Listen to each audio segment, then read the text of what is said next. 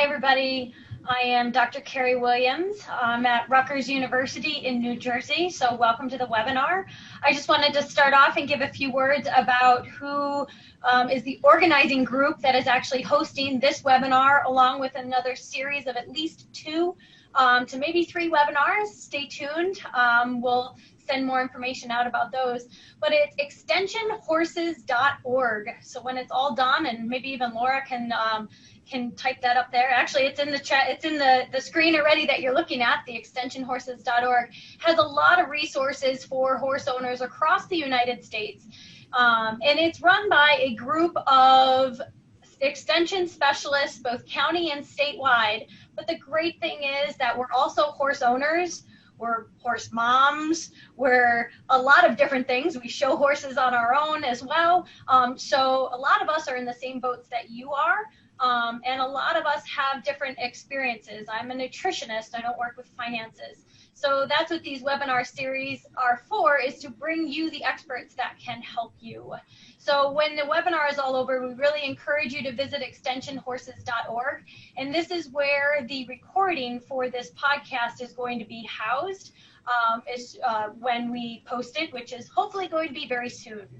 So with that, I'll turn it back over to Laura Kenny with Penn State Extension. All right. Thank you very much, Carrie. So as she said, I'm Laura Kenny with Penn State Extension, part of Extension Horses. And today with us, we also have Dr. Danielle Smarsh, also with Penn State Extension. She's going to help moderate all the questions. We have an awful lot of people logged in today, so I think it's going to take a lot of effort to make sure all the questions get answered in an organized manner. I'm going to start out by introducing our 2 speakers, Ashley Harkins and Bryan Brendle. Then I'm going to pop up a poll question that everybody who is in attendance can answer, and that will help us get to know who you are and help us tailor our presentations for you. And then we'll jump right in. So Ashley Harkins is going to start us off.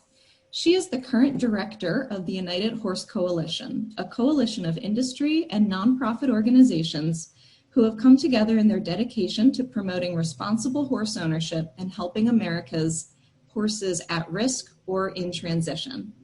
Before coming to the UHC, Ashley completed her Bachelor's of Veterinary Science at the University of Vermont and went on to manage the Horse and Livestock Rehabilitation Program for the Animal Rescue League of Boston's Dedham branch for 14 years, including working with their law enforcement department on cases involving neglect and abuse. Seeing these equines in need impressed upon Ashley the importance of the UHC's mission of helping owners and the equine industry as a whole be responsible for horses in their care. Ashley is the lucky owner of a 24-year-old gelding, Sammy, who was adopted from one of her neglect cases and who is now semi-retired and loved by her 2 young daughters and horse enthusiast husband. Our second speaker will be Bryan Brendle, who serves as the Director of Legislative Affairs at the American Horse Council based in Washington, D.C. A native Texan, Brendle is a graduate of Hampton-Sydney College in Virginia and holds a Juris Doctor from Mercer Law School in Georgia. Bryan has advocated on a variety of federal matters, having worked as a federal registered lobbyist for the National Association of Manufacturers and representing clients on policies including energy, environment, transportation, tax, and agriculture policy. Since joining AHC during the summer of 2017, he has led efforts on comprehensive tax reform, immigration policy, and federal budget issues. Brendle's role at AHC allows him to combine his interests in pro-business lobbying, riding, and all the activities that support the equine industry, a key pillar of America's history and agricultural economy.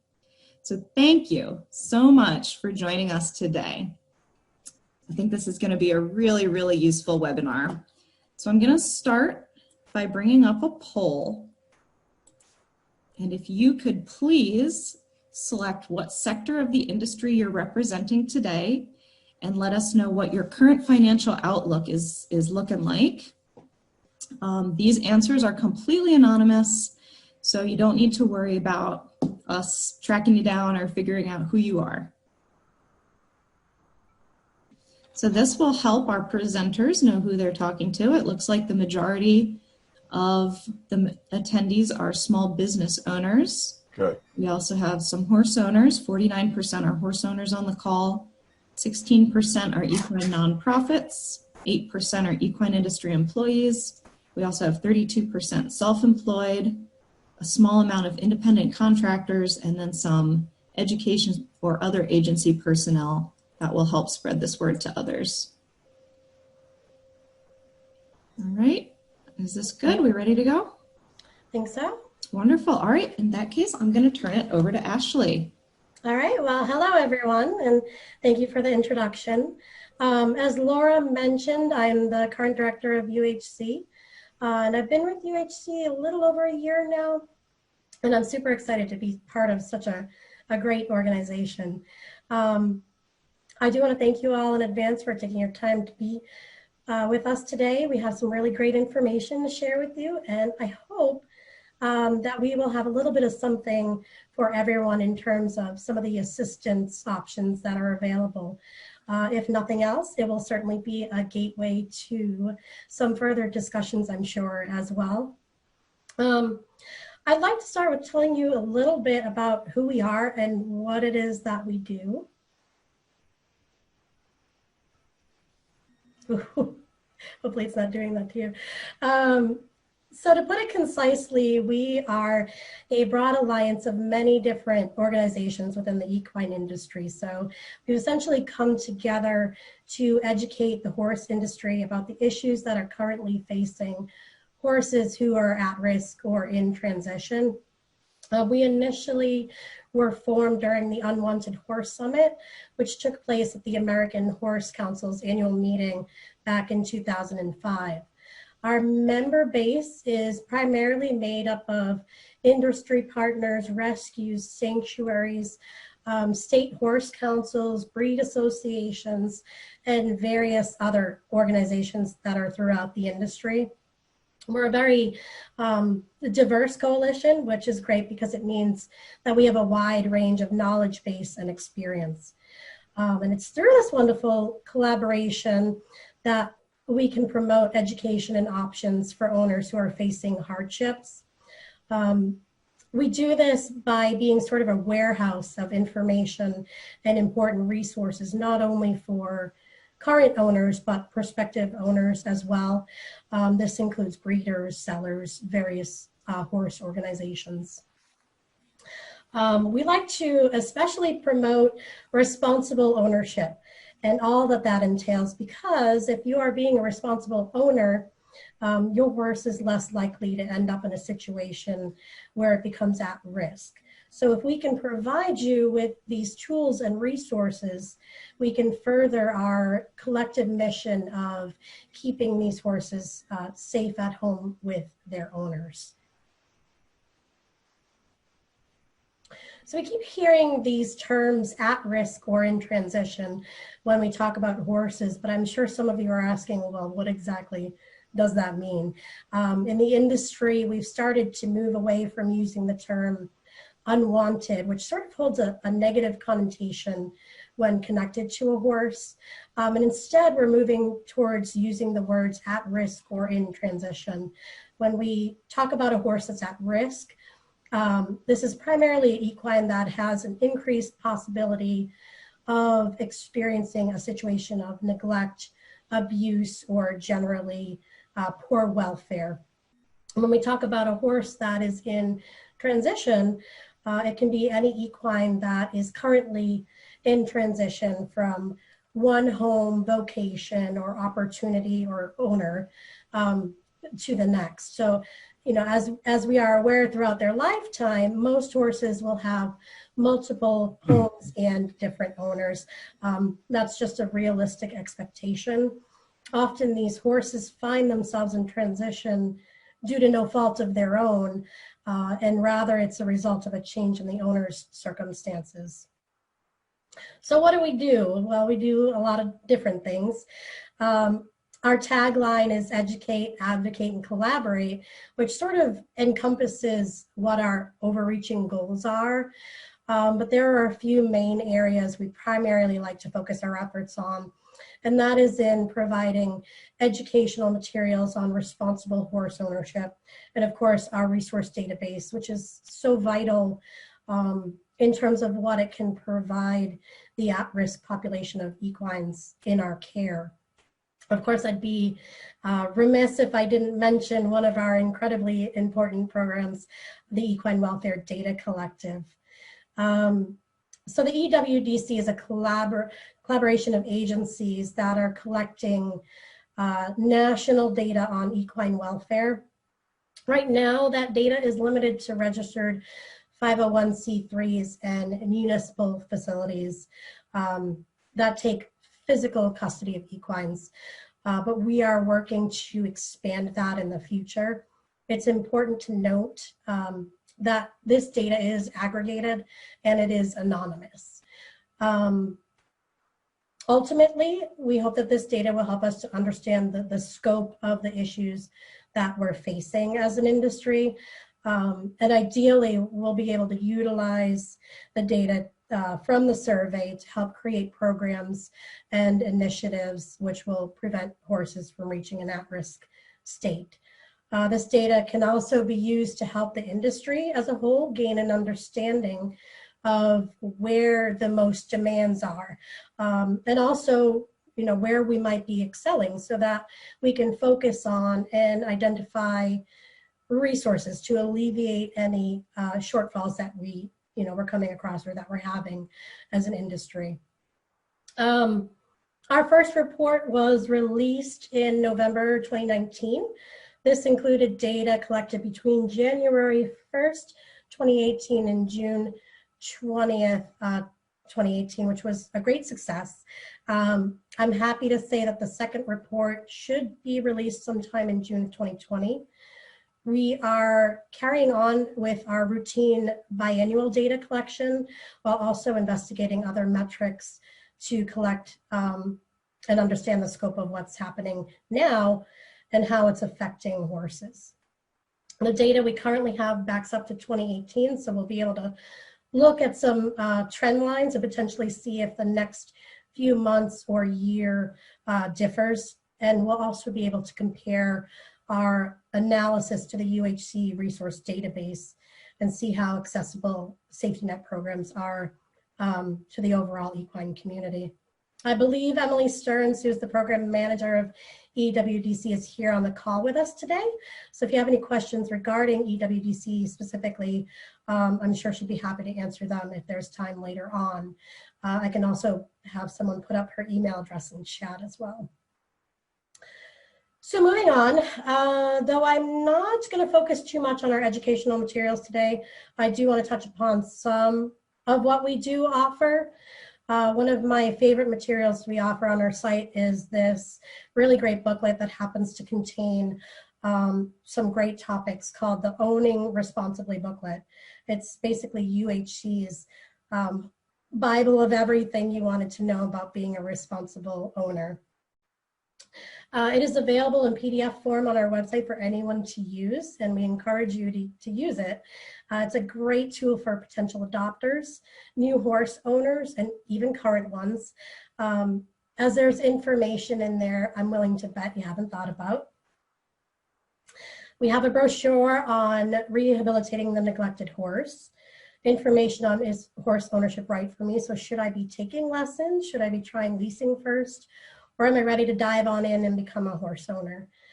Responsible breeding, which in turn leads to less horses with the potential of becoming at risk. Finding the right horse, so information on where to purchase or adopt your horse. Options for owners who can no longer keep their horse. Estate planning for your horse, which is something I think a lot of people don't necessarily think about, but it's incredibly important to do so. And then basic information on caring for your horse. Continuing with that, we have a sheet on questions to ask when rehoming or surrendering a horse, because it's important to research where your horse is going to. Does the facility have a good reputation? Do they follow any sort of welfare guidelines? Are they accredited? what is their euthanasia policy? We also have information on programs that extend the useful lives of horses. So maybe your horse can't compete anymore, but they might be perfectly suitable for another vocation. Tax ramifications of charitable contributions, and then end-of-life decisions and euthanasia, which is such a hard topic to broach, but one that we all will come across at one point or another.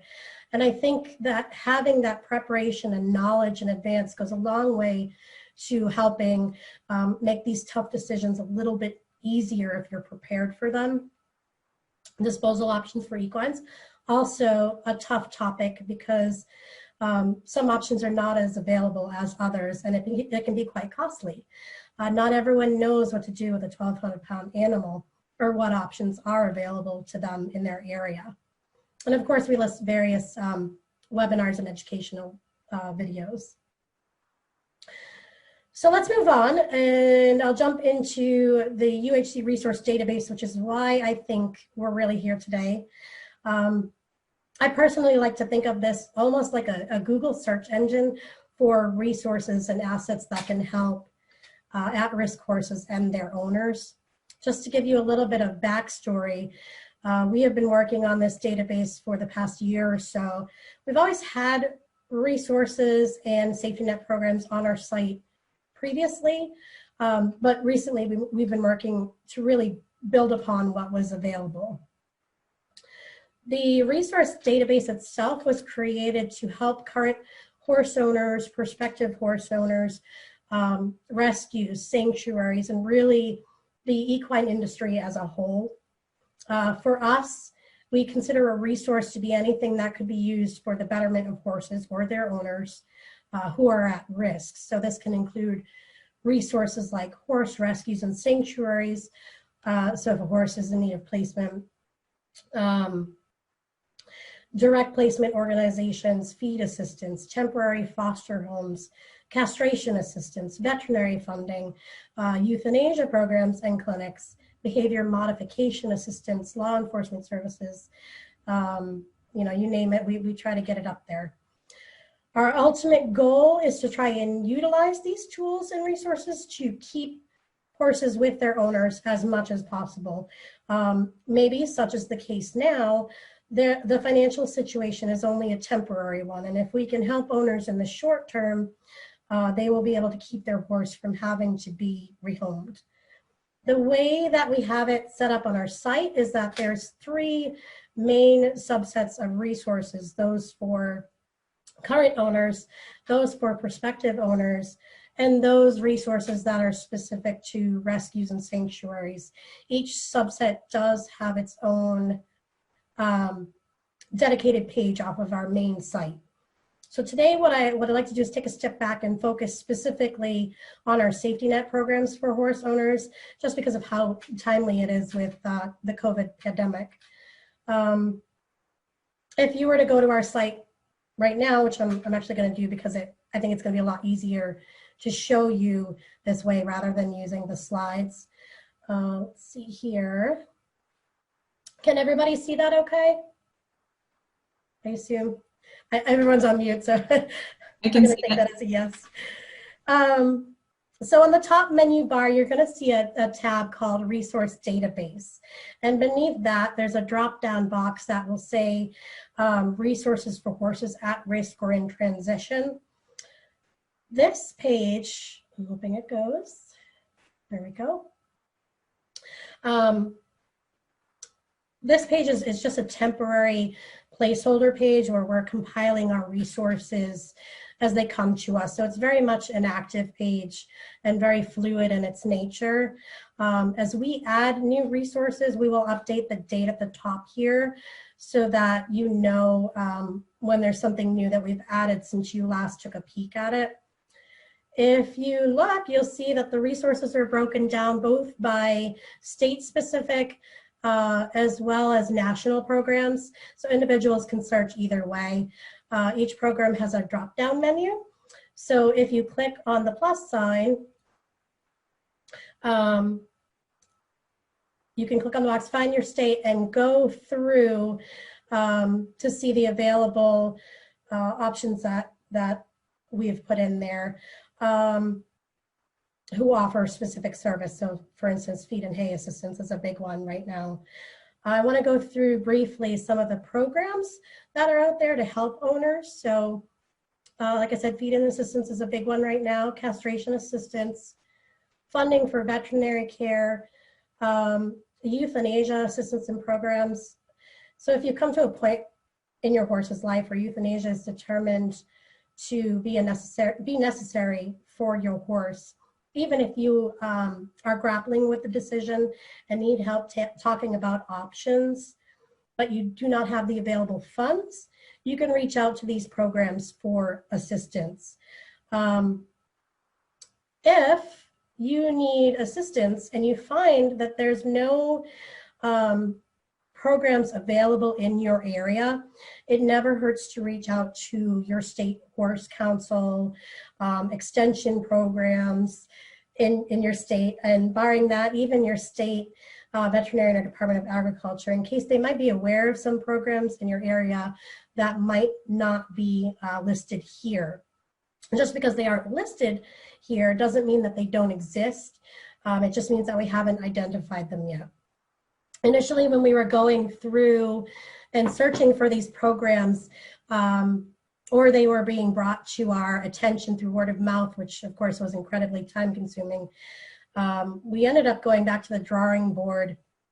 And we recently built up a contact list, which we just finished auditing last month. We then created a questionnaire to send out to this contact list that parallels the programs that you see in front of you, which I'll head over right now to give you an idea of what those questions are.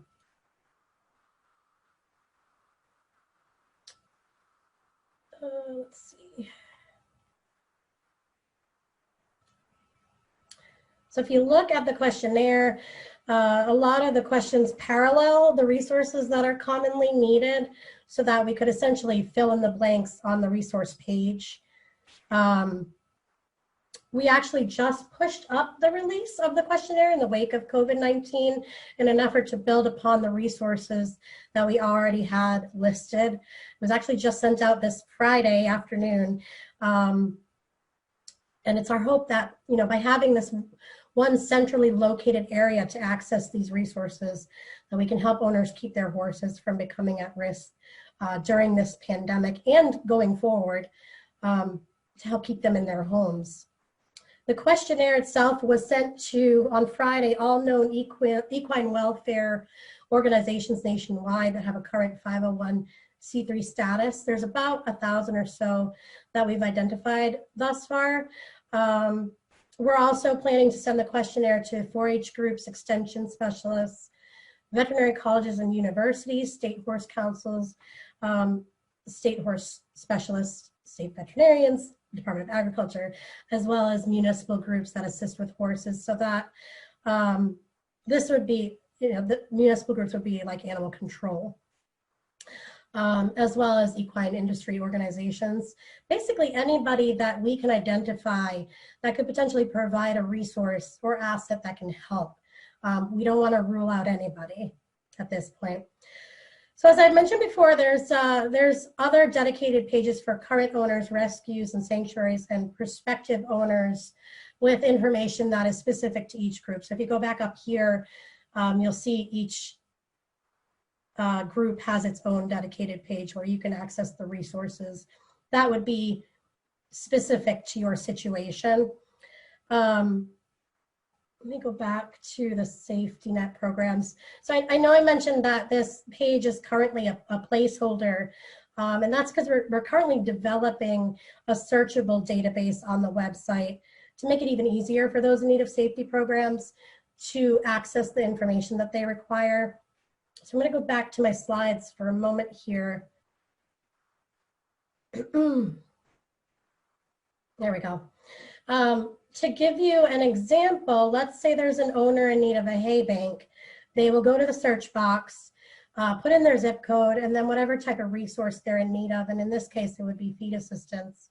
They would search, and then it would search, the search database will display any information available feed assistance programs in their vicinity that we've identified. The snapshot that you see on the screen here is not what our final product is going to look like, but it's an example so you can get an idea of what we're aiming for on the website. I can tell you that we've already had a huge response to the questionnaire and are working feverishly to get the resources up on the site as quick as we can. So this may take a couple of days, but I strongly encourage anyone who is in need of assistance to reach out to us if they don't find it on the site, because again, the information is so fluid in nature. I'm going to go back to the website again. In addition to listing of safety net programs, we also set up a separate page to provide resources specifically for COVID-19 and how it pertains to the equine industry. So if you go to our site and you click down here, there are sections that are set up by sector. Just to show you a quick overview, I'll go through the types of resources that we have for each group. So the page itself, we've included links to articles, websites, information, webinars, and anything really that we find that we think would be beneficial to help aid you during this time. So if you click under horse owners, you'll see there's general information as it pertains to humans and equines. Safety net programs for owners, so this will direct you back to the page that I just showed you. Biosecurity and disinfection protocols, so there's some really good articles on how to do that safely. Financial relief options. And one of my favorite ones is keeping busy at home. Event cancellations as well.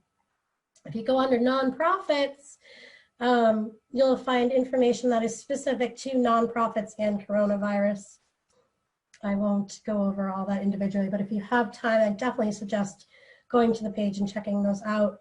A lot of the sections are going to mirror each other because a lot of it is redundant and it's going to be the same no matter what facility you're at. Financial resources specific to nonprofits, planning, resources on how to continue adoptions. This is blank for now. We are compiling some resources for that. There's a little bit of information overload going on right now. So we want to clean that up before putting it on our site. And then the resources on fundraising. So like I mentioned, anytime we are made aware of a resource, we will get it up on the site. Equine businesses. So I know a good population of the individuals on the call today are with equine businesses or small businesses. These are resources for available funding options that I know Bryan's going to go over today. So again, I won't go over that. Recommendations on barn closures. You'll see there's nothing yet for recommendations, and that's because we're currently compiling and going through a lot of information regarding this.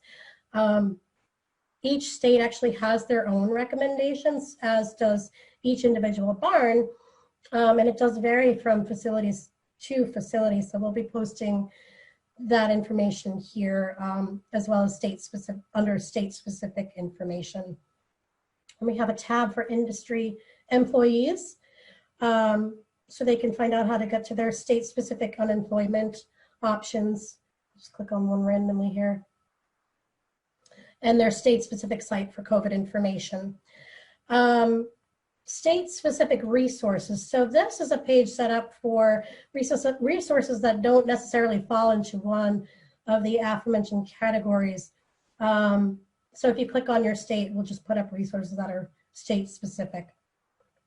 The page itself, I will note that the American Horse Council also has a COVID page up that mirrors our own, so that we can make sure this information was widely available to the industry. I also encourage people to please let us know if you're aware of something beneficial that should be up on the page.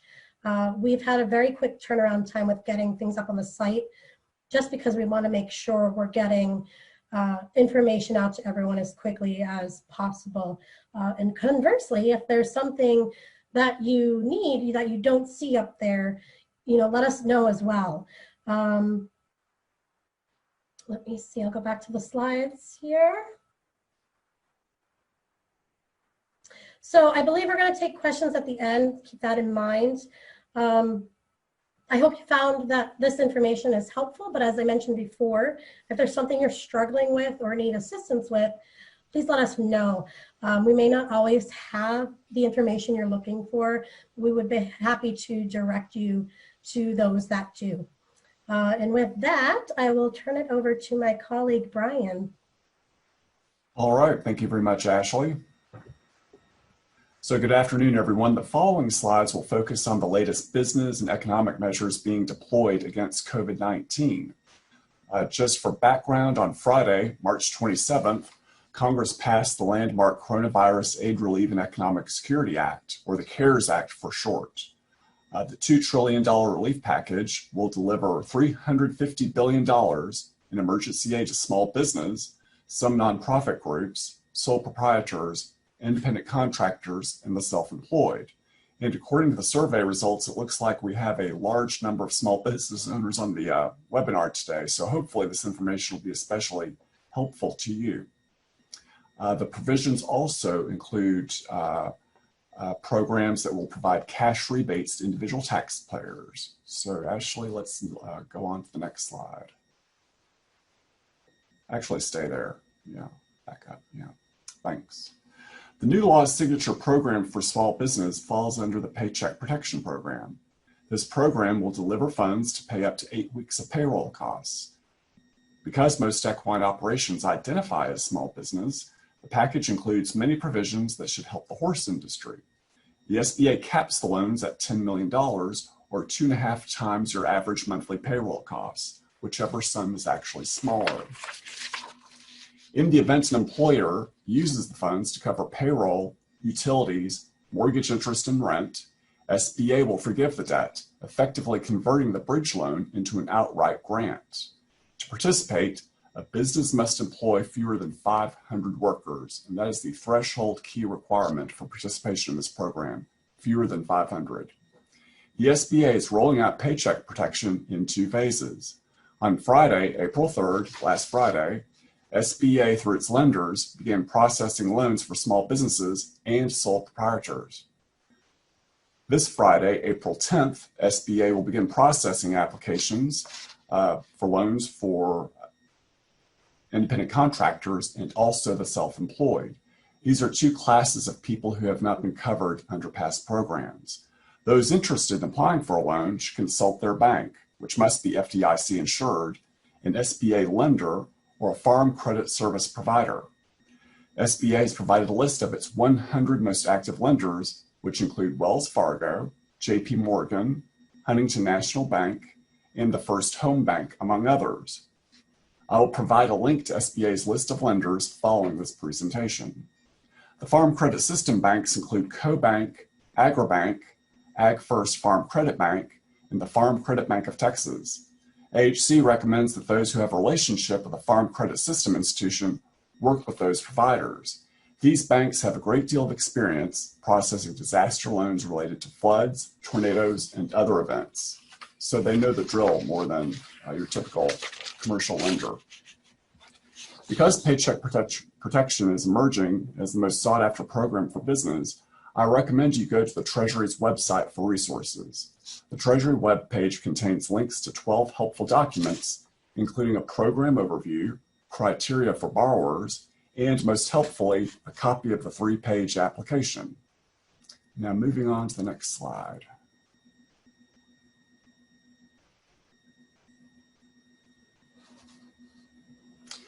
Right here, I'd like to talk about a pre-existing loan program which the CARES Act has repurposed to focus on COVID-19. The new law expands the scope of SBA's Economic Injury Disaster Loan Program, or EIDL for short, to include any individual operating as a sole proprietor or independent contractor from January 31st to December 31st of this year. Prior to the CARES Act, independent contractors and sole proprietors were not eligible for this program. Industry is recommending that nonprofit groups not organized as 501c3 operations consider the EIDL. This would include many breed-specific associations and state groups, many of which are organized as 501c6 operations. According to SBA, the EIDLs offer up to $2 million in assistance and can provide vital economic support to small business to help overcome the temporary loss of revenue. Streamlined loan requirements include waiver of the personal guarantee for loans less than $200,000. Recipients can use the loans to pay fixed debts, payroll, accounts payable, and other bills that can't be paid because of a disaster's impact. SBA sets interest rates at 3.75% for small business and 2.75% for nonprofits. The SBA offers a long-term repayment plan up to a maximum of 30 years. Terms are determined on a case-by-case basis. In addition to the loan, borrowers can apply for a $10,000 emergency advance that they do not have to repay. Even if SBA denies the loan disaster application, borrowers do not have to repay the $10,000 advance. The CARES Act requires SBA to issue additional guidance on the EIDL process no later than April 11. Overall, SBA is processing loans at an unprecedented rate and in high volumes. As of today, the SBA has processed 330,000 applications, totaling more than $70 billion of loans. JP Morgan alone has received more than 400,000 applications. And so far, SBA has dispersed 88,000 loans to local banks. To place this figure in context, there are more than 30 million small businesses in the United States. If SBA continues to process loans at this rate, the agency could burn the $350 billion within the next 3 weeks. Fortunately, many members of Congress and the President have prioritized continued funding of SBA loans within the context of so-called Phase 4 relief package legislation. The administration is proposing an additional $250 billion for emergency loans. So moving on to the next slide.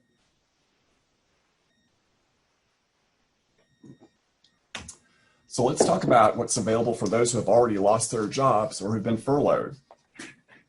To address mass layoffs resulting from the abrupt suspension of economic activity, the CARES Act bolsters unemployment benefits to sustain workers until normal operations resume.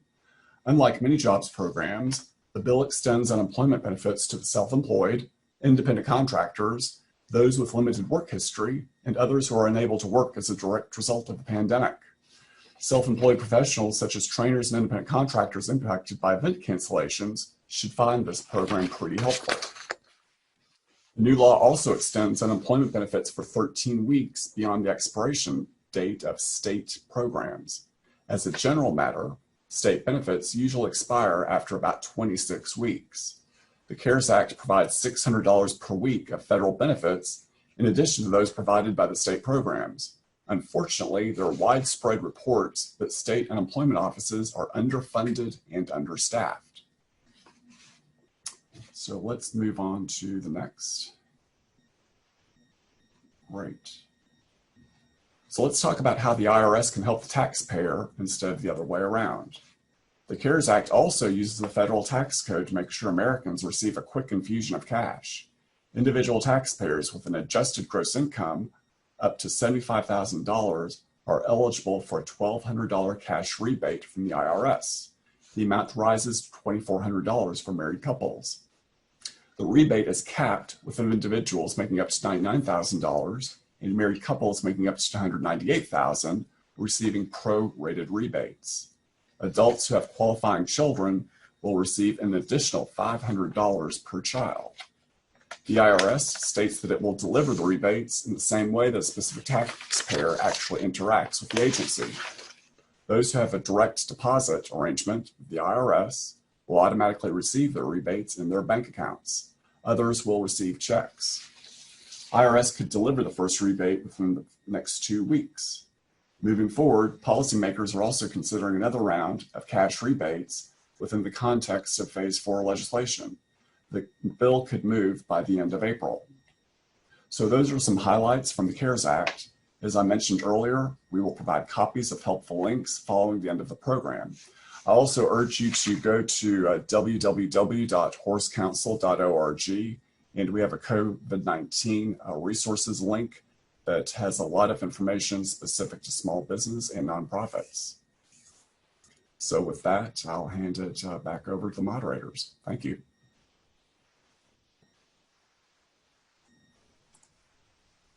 All right, thank you very much, Ashley and Bryan. That was really, really useful.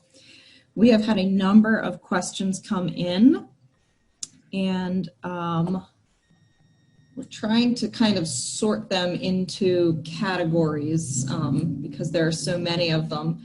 I know one of the questions was the timeline for the things on the United Horse Coalition website.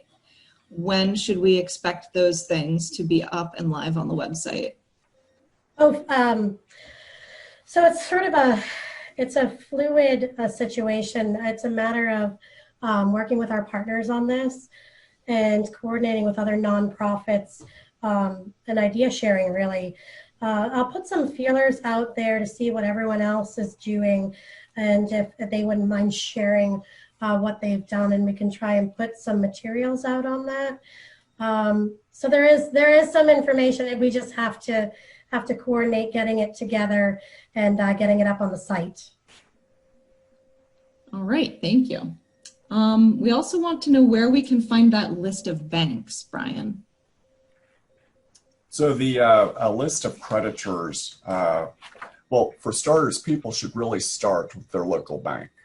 Any FDIC approved or insured bank will be qualified to actually disperse paycheck protection loans. The list of the farm credit institutions can be found at www.fca.gov, and I can provide that information more specifically after the program. But just to recap, there are only 4 major banks in the farm credit system. That's CoBank, AgriBank, AgFirst Farm Credit Bank, and the Farm Credit Bank of Texas. In addition to that, the website states that there are 68 associations that can operate as creditors. Great. And you had also provided me a link to the Treasury with more information on the Paycheck Protection Program. So I will also put that in our chat box so that all attendees can access that link as well. What's probably most helpful there is that it has a link to the 3-page application. But again, the first stop people should make with respect to initiating the loan process should be their local bank. All right. We're seeing several questions relating to whether ag business qualify for the EIDL. It says, where is it?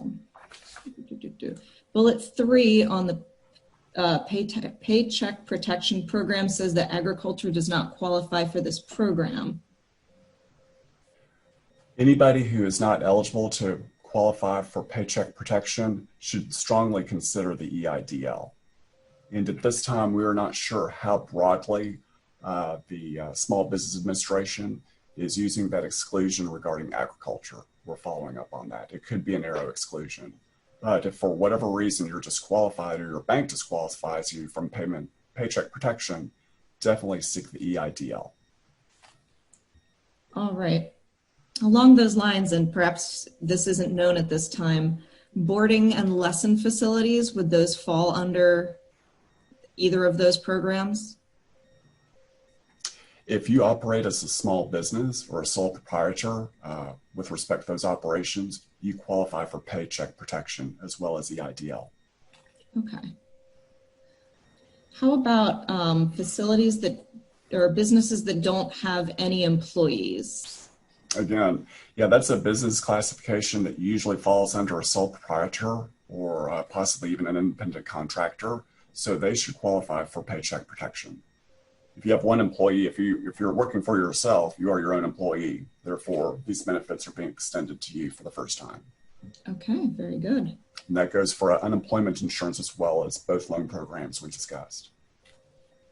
All right, because my understanding is the Paycheck Protection Program offers, you can borrow more than just the payroll that you need. Is that correct? Correct, but the bulk of the money, about 75%, has to be devoted to payroll, but other expenses can be your rent, mortgage interest, and utilities. All right. And also to add to that, if any small business has actually already laid off employees, they can go ahead and move forward with an application under Paycheck Protection in the event they rehire those employees. All right. A lot of people are asking about when they will hear back from their creditors after they have applied for these loans. Well, the only yardstick we have is the EIDL program. Those applications were typically turned around within 2 to 3 weeks. However, the intent is to speed up the process under Paycheck Protection, and it really has varied by bank.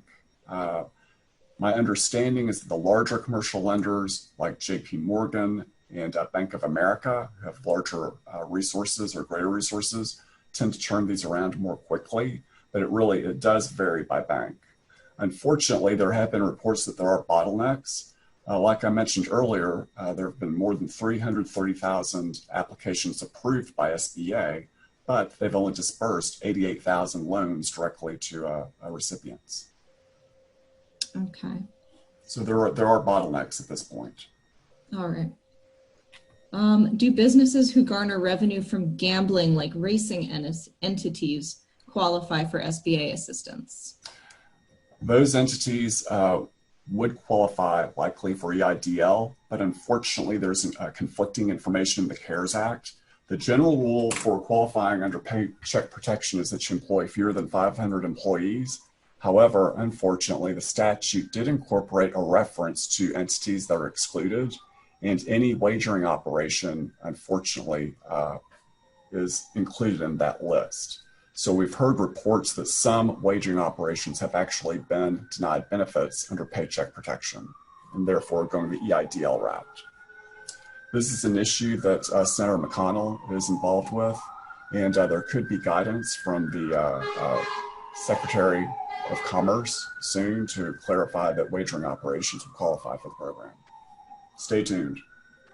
All right. Can you apply to EIDL and PPP, or does it have to be one or the other? You can apply for both, so far as I understand. And on our website, so on the links we've provided, we do have applications for both programs, but you can also initiate both loan processes through your bank. All right. We're getting lots of questions about nonprofits and whether they should apply through the EIDL or the Paycheck Protection Program. Okay, so the CARES Act specifically states that any organization organized as a 501c3 qualifies for the program. So the horse industry at this time is recommending that any other nonprofits not organized as a 501c3 apply for the EIDL. There's a lot of activity in Washington to expand the scope of Paycheck Protection to include other nonprofit entities. So stay tuned on that. Okay. What about businesses with seasonal workers? Do they qualify? Again, most businesses that actually apply for or actually hire seasonal workers, they tend to be small businesses. So again, the yardstick here is, do you employ fewer than 500 people? As a general matter, if you employ fewer than 500, then you qualify for the program. Okay. We do a lot of work for seasonal businesses on the advocacy front, and the vast majority of those are small business. All right. Is there a way to check the status of an EIDL application? Likely through your local bank. I'm not sure if there's a monitoring process on the SBA website. I doubt that, but I will check on it. It's best to keep in touch with your local bank to check the status of your loan. We've been asked if we can go back a slide with the email. Yep. All right. So those are our presenters' email addresses. If you want to take those down and contact them. How can businesses prove costs to employees? So in order to, verify your application for Paycheck Protection, you do have to produce payroll records, because the key requirement that basically sets the stage for the amount of your loan. The program states that you can apply up to a maximum of $10 million or 2.5 times your monthly payroll costs. So you have to produce receipts proving what your monthly payroll cost is so that they can tie your loan to that amount. Okay. We have several questions about if you are a sole proprietor, what do you qualify for? As a sole proprietor right now, you qualify for everything. You qualify for Paycheck Protection, you qualify for EIDL, you should qualify for unemployment benefits, and every tax-paying American under that $75,000, or every individual taxpayer making under $75,000 worth of adjusted gross income should get a $1,200 rebate from the IRS within the next 2 weeks. Okay.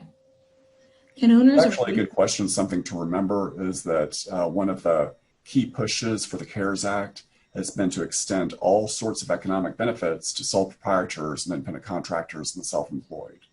They've typically been excluded from loan programs and other assistance in the past. Okay, thank you for clarifying.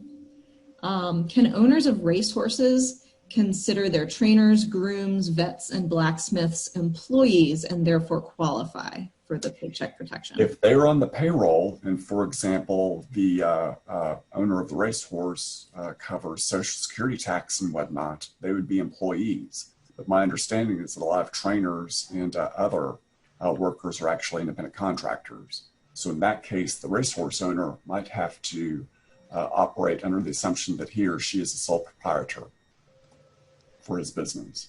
Got it. And employees impacted by this, or associates, if you want to call it, colleagues who are impacted by the pandemic, should apply for assistance as independent contractors.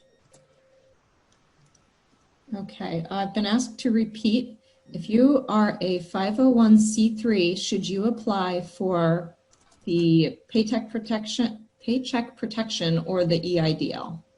So fortunately, 501c3 operations have been called out specifically in the statute as qualifying for Paycheck Protection. As a general matter, the terms for relief are better for Paycheck Protection, especially the provision that states that you will actually get a grant instead of a loan. If you cover employment, or if you keep people on the payroll, you actually don't have to pay this loan back. It does turn into a grant. So we recommend that 501c3s pursue Paycheck Protection. All right. To be on the payroll, does that mean someone that you give a 1099 to? My understanding is that 1099 is actually a form for independent contractors, but I'll have to clarify that. Okay. Should you apply for the EIDL through SBA or through a bank? Definitely go through the bank. The information I talked about earlier was just a list of the SBA's top 100 list of lenders. So out of that list of 100, those are the institutions that would likely be the most experienced in pushing through these EIDL loans. But for every loan, definitely start through your bank. And the only requirement there is that your bank is FDIC insured. And I've never heard of a bank that is not. So. A lot of people are just saying they haven't heard anything back yet and they're just waiting. Yeah, that's not surprising because there's a big disparity there. We've got 350,000 applications approved, but only 88,000 loans as of this morning actually being dispersed to the banks. So there are some bottlenecks.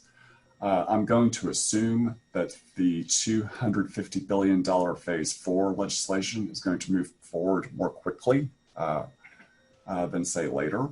And that could and probably will include more resources for the SBA to help alleviate some of these bottlenecks.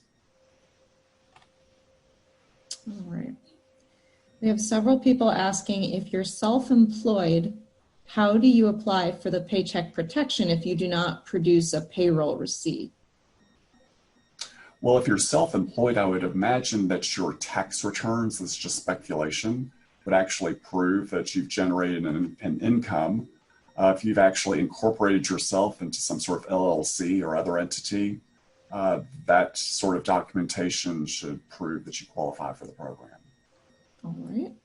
So as a general matter, I would look at tax returns and tax receipts as documentation that the bank would likely accept to document your loan. It looks like some people have already applied on the SBA website for these programs. Do you have any advice for them? If they're applying directly through the SBA, there could be, I guess, a lag in the application process. So I would definitely recommend that they consult their local bank. I'm not aware of the SBA actually interacting directly with a potential borrower in processing the application, because the SBA's role is to actually disperse loans directly to the banks. Okay. Someone asked if you have any insight into refunding the programs since a considerable amount of funds have already been allocated. That's correct. More than $70 billion in less than 4 days have already been approved under the program. Under my math, that means about probably 20% of the funds have been used up, setting us up for a potential depletion of the funds within 2 or 3 weeks. So this $250 billion phase 4 package that we've discussed is very likely to move forward sooner rather than later. It's one of the few bipartisan areas of agreement in Washington is that there should be more funds devoted to this program. All right. To address COVID-19. What would be the follow-up to prove that the funds were used for payroll to possibly qualify as the grant? I would ask the bank for what specific documentation they would require for that. Possibly payroll stubs for an employee, bank records from an employee, anything from the IRS showing that the person in question is actually on the payroll. We are at 2 o'clock, so I'll throw out a couple extra questions, but I don't want to keep anybody much longer than an hour. So applying for Paycheck Protection Program as an LLC, but a newer business running at a loss, will I qualify for anything? As a general rule, again, if you employ fewer than 500 people, you should definitely qualify for the program. Okay. So there are a lot of... So LLCs operate as partnerships, and I have not seen any information where they would be excluded. If you have a very specific situation, which a lot of these questions are very detailed, very specific, and you'd like to find out how these programs would apply to you, I'm going to suggest that you email the speakers individually, and that way they can help you. And we don't have time to go through every single situation that's been listed here. We do have another webinar coming up through the Extension Horses group. This one is going to be on horse biosecurity and facility sanitation, which is extra relevant right now. So that's going to be on April 15th at 1:00 p.m. Central Time, so different from this time zone. So make sure you put that on your calendar. The link is right here. And if you lose the link, just find us on Facebook or go to extensionhorses.org. Anyone who's remained on the webinar this long, thank you very much. We really appreciate having you here. Bryan, did you say you had one more comment? Yes, so various government agencies are due to release guidance documents that flesh out more details about paycheck protection, as well as the expanded benefits under EIDL. So I recommend that you visit the websites posted today, as well as horsecouncil.org to get updates that should clarify some of the specifics falling under these two huge programs. They're unprecedented. Thank you. We have a lot of comments that say thank you to all of our speakers. We would like to thank you as well for your time and for sharing your expertise with us today. You're welcome. Thank you. Happy to do it. All right. Well, with that, I will exit out the webinar. So thank you very much to everybody for coming out and for your help and for your questions. Hope to see you on the next one. Thank you, Laura. Everyone. Thanks. Thank you. Thank you. Bye.